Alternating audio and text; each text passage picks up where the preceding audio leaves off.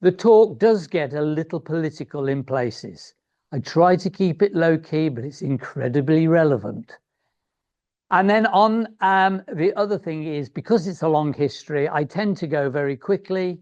If you don't catch something that I've said or would like me to explain in more detail, again, just shout out and let me know.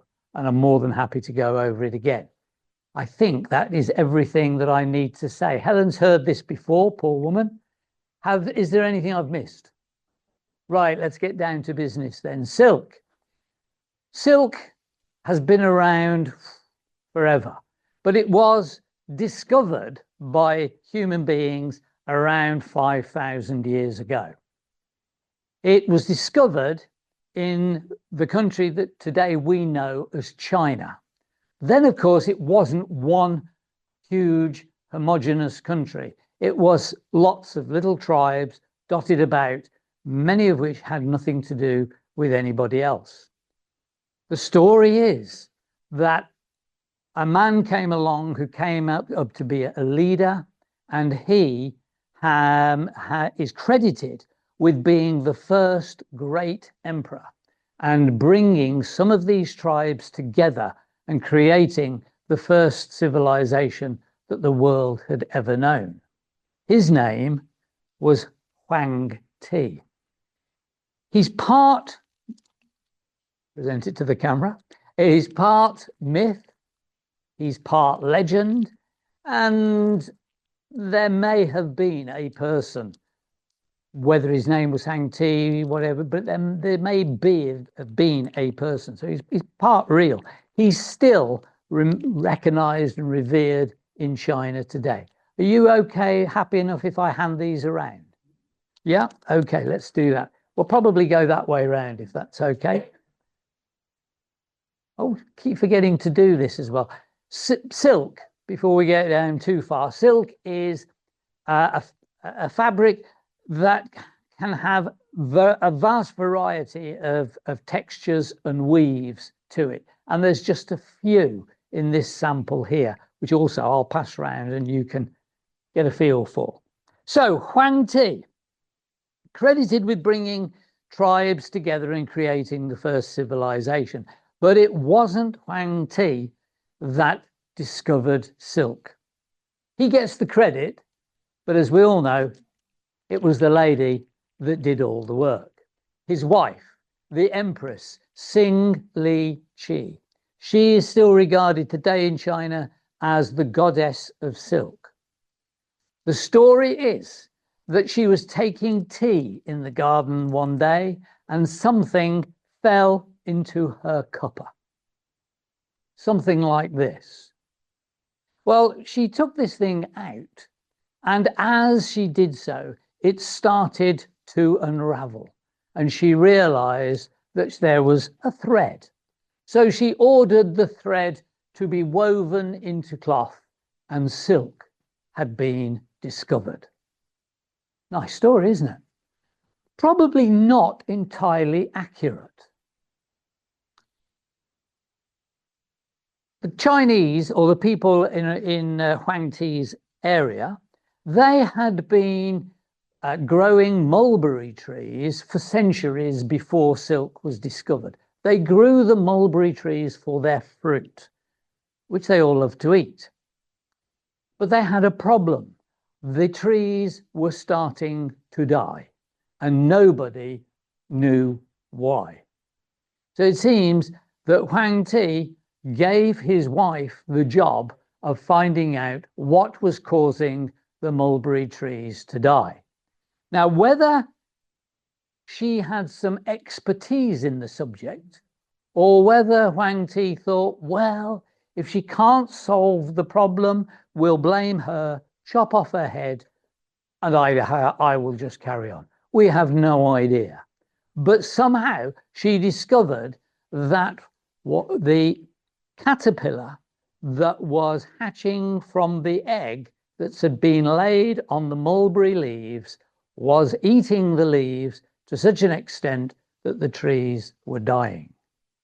And she came up with the idea of using what these caterpillars were producing to turn themselves into moths could be used to make cloth.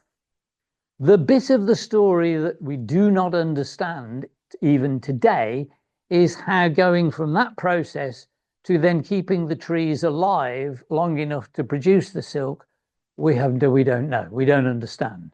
But that's basically how silk first came about. But in this area, and the area we're talking about is between the Yellow and the Yangtze rivers, roughly in the area of modern day Xi'an, is where silk was first discovered. The people, first of all, kept the silk to themselves. In fact, only royalty and the courtiers were allowed to wear the silk. But they became very successful at producing the silk, and as they did so, more and more people were allowed to dress in silk. Silk became a commodity within the community. It became a means of paying for goods. It became finance. You could even pay your taxes in silk. I had a word with the Chancellor. Wasn't keen for me to do the same. But then other things were found a use for. Fishing lines or bowstrings were made from silk. Even other produce, things like rhubarb, were wrapped in silk to transport it to the marketplace.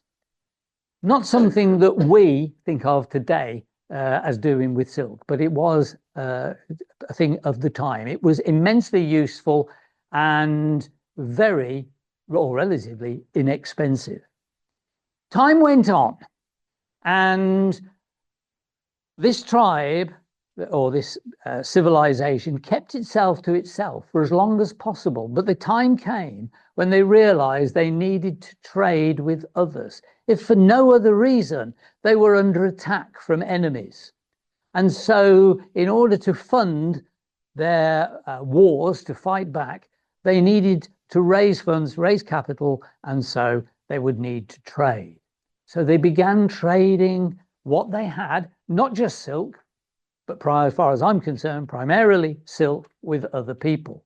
And that gradually, over a long period of time, led to the development of what we know today as the Silk Roads. Now, the Silk Road was not just one path across the desert and the mountains. It was several routes leading from modern-day Xi'an, which was then known as Chang'an, right the way, eventually ending up as far as Rome, 5,000 miles away from Chang'an, or if you prefer, 8,000 kilometers. As the routes developed, very few people ever traveled the whole way. It wasn't practical, it wasn't safe. So people may start in Chang'an with their goods, including silk. They go as far as, say, Dunhuang, trade some goods, return to Chang'an.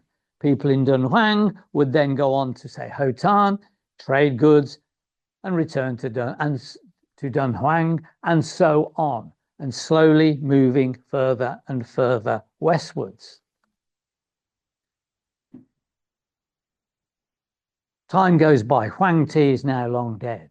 We've now moved forward into the era of the Roman Empire by the time that silk arrived in Rome. I will pass this one around. I don't know why I painted it. It's got nothing to do with silk whatsoever. It's supposed to show a caravan crossing the desert. There we go. Anyway, so finally, silk arrived in Rome at the height of the Roman Empire. Now, the Romans loved silk. They couldn't get enough. They didn't know how silk was produced. They thought it grew on trees, literally grew on trees. But silk was imported along the Silk Road into Rome in vast quantities in order to clothe people, especially the rich. So much so that the economy in Rome began to suffer. Can you imagine such a thing?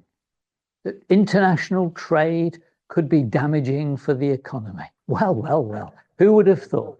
But sorry, I can't help it. Okay, it is, to me, it's interesting how it all goes around and comes around.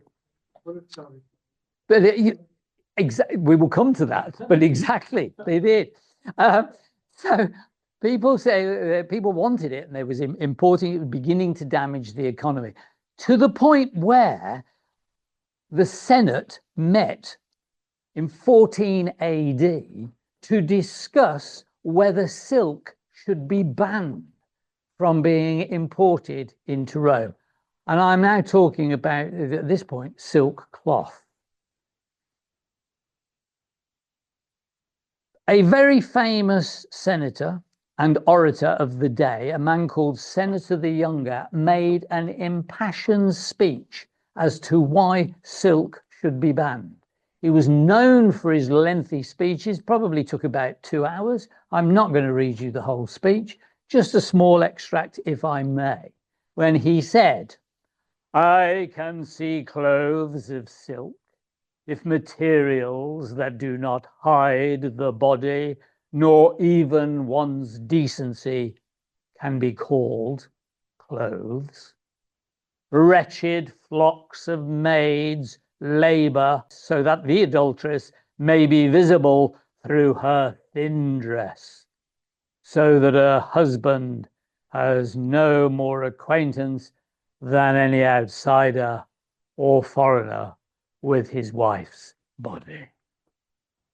Well, it failed, and silk continued to be imported and it continued on, and eventually, as I'm sure as historians you already know, the Roman Empire was on the verge of collapse, and in an attempt to rescue the empire, it split into two, and part of the government stayed in Rome and the other part of the government moved further east and set up in what became known as Byzantium, modern day Istanbul, Constantinople area. So silk was still being imported. By 515, the emperor in Byzantium was a man known as Justinian I. And he was desperate to find a solution to this economic problem. And he decided the best way to solve that problem was to take complete control of the whole process, from the making of silk fiber into weaving it and selling it then to his people, where he could control the process, control the cost, and add something into the coffers. If you like, he imposed a tariff. Only problem was they did not know how silk was produced. The Chinese had successfully kept the process secret all this time. 100 or so years before, there had been an attempt to find out the secret of how silk was made when a Chinese princess was given in marriage to a prince in the city of Hotan. And he insisted that his wife-to-be would bring with her diary the secret of how silk was produced. Worried about doing this because she knew it was so important that that secret was maintained, she hid some cocoons into her turban and presented them to her husband-to-be. But she failed to give him one crucial piece of information about how to go from the cocoon to silk. And so the secret was kept secret a while longer. And I am not going to tell you the secret until the very end of my talk. But Justinian I decided he was going to send some monks to China to discover the process of how silk was made. So off they went, and they walked from Byzantium all the way to China, to Chang'an. Now, I've said that the Silk Road in total was 5,000 miles. From Byzantium, of course, it would have been a bit less, let's say 4,000 miles, but you get the gist. It's a long way to walk. But apparently they got there. They walked all the way to China. And while they were there, they discovered the secret of how silk was produced. Now they had to get it back to Byzantium. So what they did was they popped some cocoons, like the one I had here, or the ones I have here, into their hollow walking sticks. And they walked the 4,000 miles back to Byzantium. No mean feat, along the Silk Road, of course. Well, ladies and gentlemen, the moth that produces the silk lays her eggs on the mulberry leaves. They hatch, and the caterpillars then eat the mulberry leaves and grow. Then after 10 days, fortnight or so, they make their cocoon around themselves where they rest again for another 10 to 14 days before they hatch out and become moths again. So I have a question. If you're walking 4,000 miles, I can manage probably, I suppose if I was really fit and young and healthy, I might do 15, 20 miles in a day. I don't know. Rough terrain though. It's going to take you a lot longer than a month to get from one place, from China back to Byzantium. So how did they keep them all alive? Oh, you don't have an answer. Okay. Well, they mothballed them. Oh, that's very good. I must remember that one. I'm going to use that again. Is that all right? You mind? And that's brilliant. So, no, and we don't know, to be honest, how they got them back, or even if they did. I don't know. I can only surmise that possibly by this time, there had been attempts to find out the secret, and silk by this time was being produced beyond China. We know places like Samarkand and places were in the business of silk production. So maybe they didn't need to go all the way to China to get the information. Maybe they got it closer. Maybe they were able to get it back. We don't really know and understand, but it's a great story, and it is the first recorded incident of industrial espionage.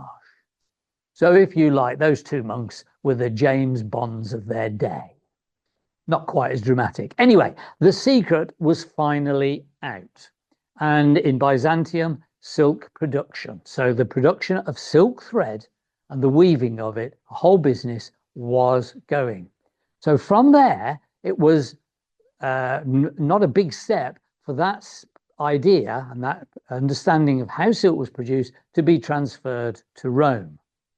And lo and behold, in Italy, it was discovered that along the banks of the River Po, which is in northern Italy, with, I always turn around to do this, with with Lucca on the one side and Venice on the other side, along the River Po, the conditions were quite good for growing mulberry trees and producing silk.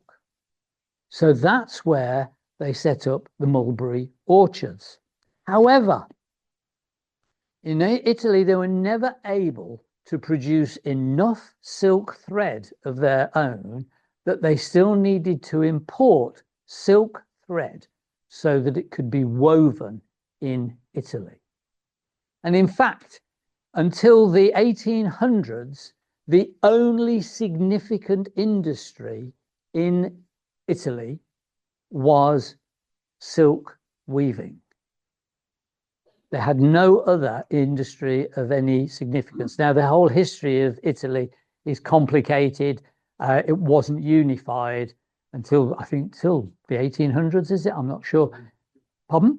1861, as late as that. So that explains some of why industry didn't get going. However, they now knew how to produce silk. They were able to produce some from themselves, but they still needed to import it.